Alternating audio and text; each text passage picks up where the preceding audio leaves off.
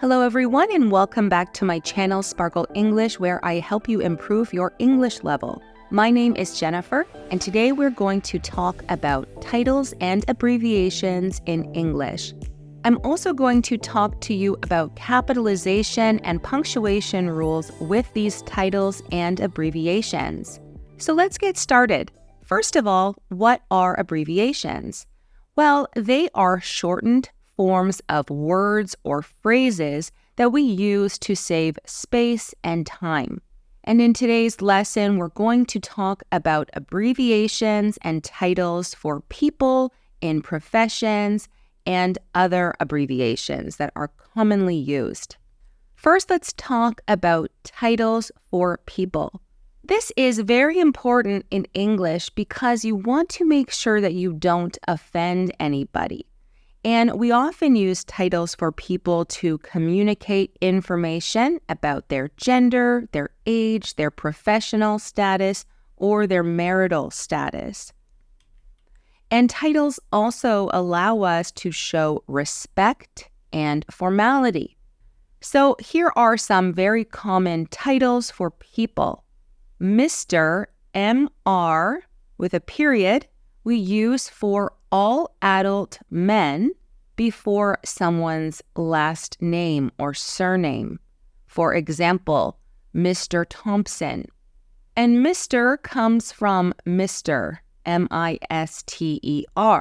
but this is an abbreviation to make it shorter when we are writing.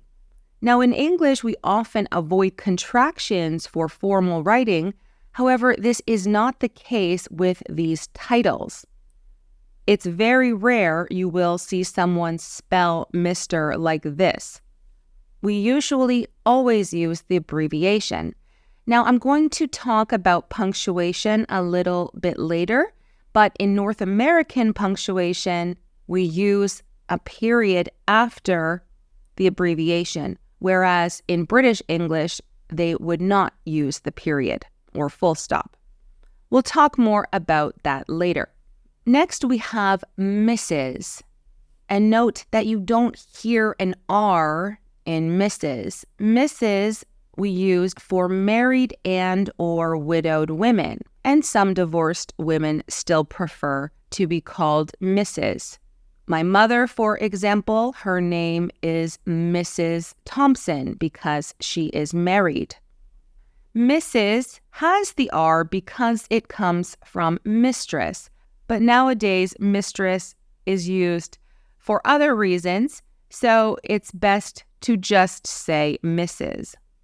Now the next one is used for all adult women, Ms.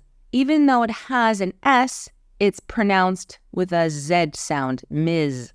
And Ms. is used if you do not know if a woman is married, or perhaps the woman doesn't think it's any of your business, so she's just going to prefer to write Ms. Smith or Ms. Jones.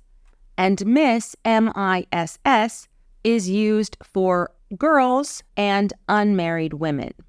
So we have 3 options for women and only 1 option for men. Now let's look at some other very common titles. We have sir, madam, and ma'am. Now, sir is a formal title used in addressing a man, typically someone of a higher status, or as a sign of respect. In the UK, sir is also a title that is granted to knights. So Elton John, for example, was knighted by Queen Elizabeth, so he is now known as Sir Elton John with a capital S. However, in common use, we use sir when we do not know someone's name and we want to address them. For example, excuse me, sir, can you help me? Or I apologize, sir. And madam is the female equivalent. It's a respectful way to address a woman, especially one in a position of authority. Now, if the woman is younger, you would address her as Miss. We use Miss in front of last names, for example, Miss Thompson. However, we can also say, I'm sorry, Miss. Now, more common than madam is ma'am, and ma'am is an abbreviation of madam. And notice that we have an apostrophe here between A and A, which replaces the D. So we just say ma'am. Thank you, ma'am. Sorry, ma'am, for example.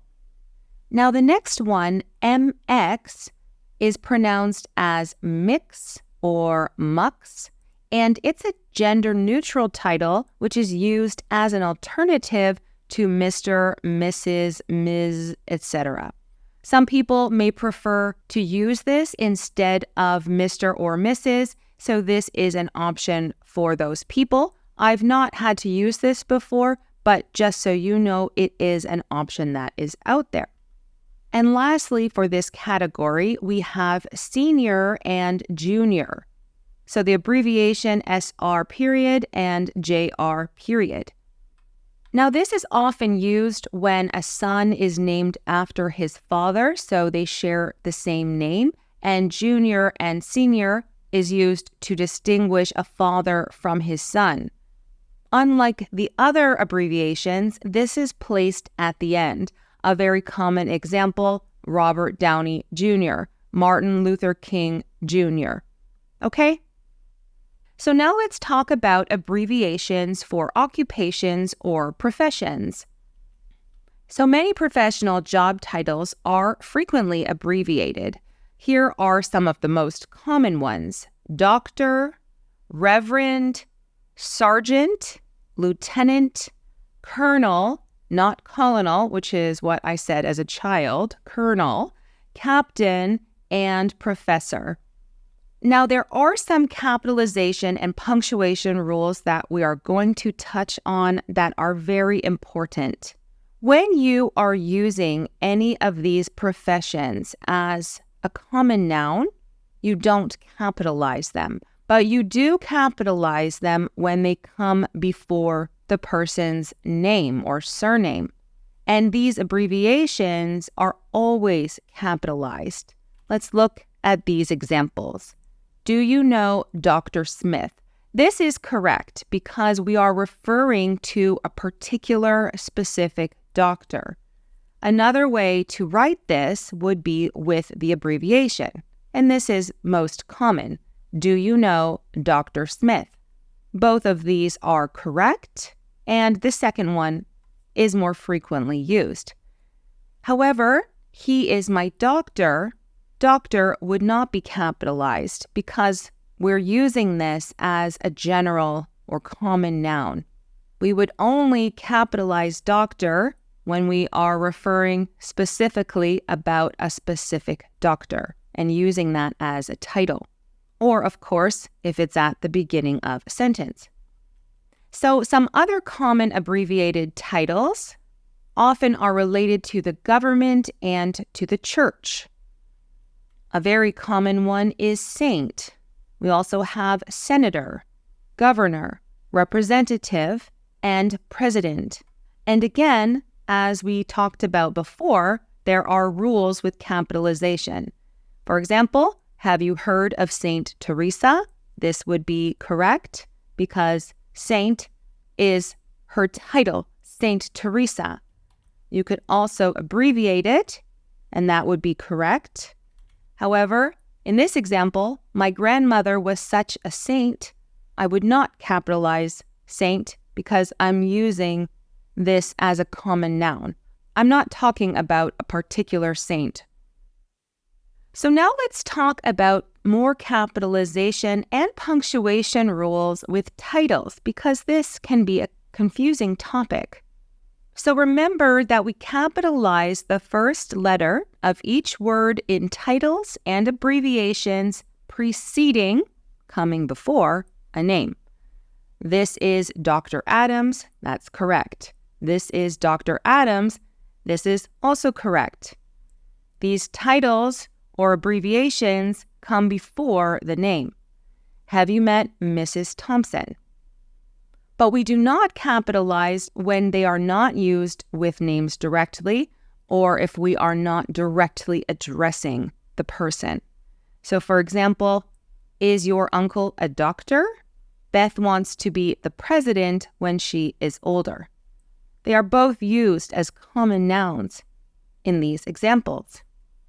Now, with punctuation, North American titles include a period. So Mr. period, Mrs. period, Ms. period, etc. However, in British English, British titles typically do not include a period. So Mr. Thompson, there would not be a period, also known as full stop, after Mr., Mrs., Ms., etc. The most important thing is to be consistent. And now let's talk about capitalization rules with sir, madam, and ma'am. So with the term sir, if it's part of a formal title before a name, for example, Sir Isaac Newton, Sir Elton John, it would be capitalized. However, typically, when it's used as a form of address in general conversation, we do not capitalize it. Thank you, sir. Excuse me, sir. I almost always see it written with a lowercase s. However, some people will insist on capitalizing this if you're talking to a person directly and that person has a position of power. So, again, it's important to be consistent. Personally, I write it with a lowercase s and a lowercase m. But if you were addressing your boss, for example, or a person in power, you might choose to use a capital S to show respect. That's up to you. But we do capitalize sir and madam in a formal letter. So if you're writing a formal letter or an email, you should capitalize it. Dear madam, dear sir.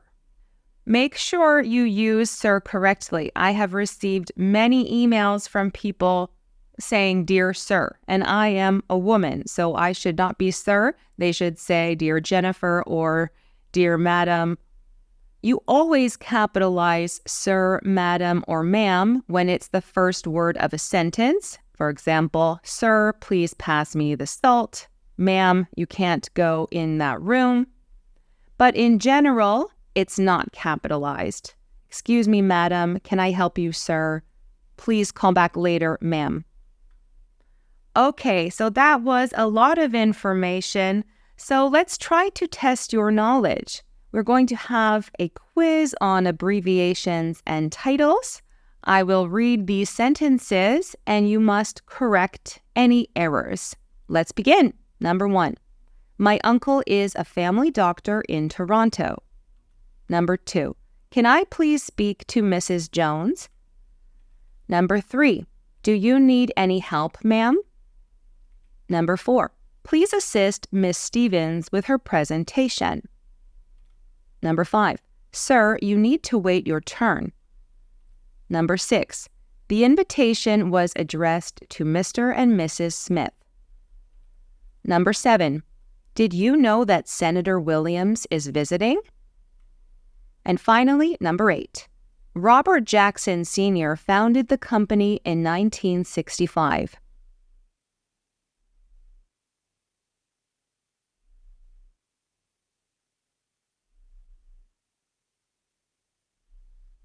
Okay, so let's correct these together. Number 1 is incorrect. We have this abbreviation doctor. Now, we don't use abbreviations in place of common nouns. So we have to write doctor like this. We can't just capitalize the D because we only use this abbreviation in front of a name to make a title. Number 2 is correct. Again, Mrs. with a period would be in North American English. If you decided to take away the period to make it into British English, that's also correct. Number 3 is incorrect. We have to add an apostrophe between the A and the other A. Ma'am is spelled like this. I see many people on the internet writing M-A-M, ma'am. That's incorrect. Remember, ma'am is an abbreviation for madam. Number 4 is also incorrect. Miss should be capitalized because Miss Stevens is her title. So we have to capitalize Miss. Number 5 is correct. We always capitalize the first word of a sentence. Number 6 is incorrect. We need to capitalize Mr. and Mrs. Now, like this, it would be correct in British English. In North American English, we add periods after both Mr. and Mrs. Number 7, we have to capitalize S to make the title Senator Williams. And finally, Robert Jackson Sr. This is incorrect because we must capitalize the S. Okay, so let me know in the comment section how many you got correct out of 8. If you had any questions, you can also let me know, and make sure to subscribe to Sparkle English for more lessons like this one. I look forward to seeing you in my next video.